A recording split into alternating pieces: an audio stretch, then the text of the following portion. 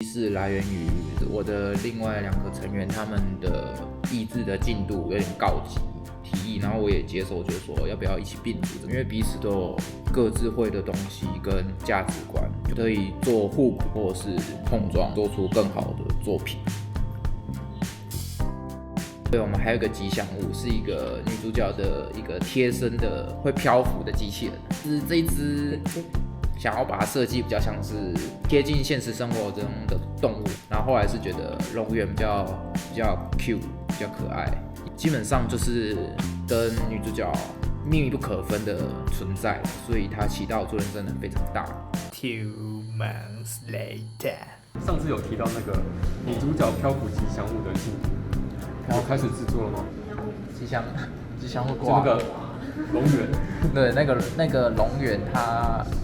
硬生生被我们也砍掉了，是被砍掉，密不可分的存在，所以它起到作用真的非常大。好，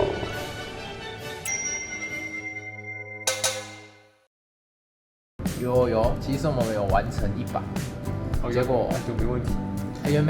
有，还有故事的。那一次给老师看了报告之后太长了，我们自己就这么觉得，所以就做了很大幅度的调整。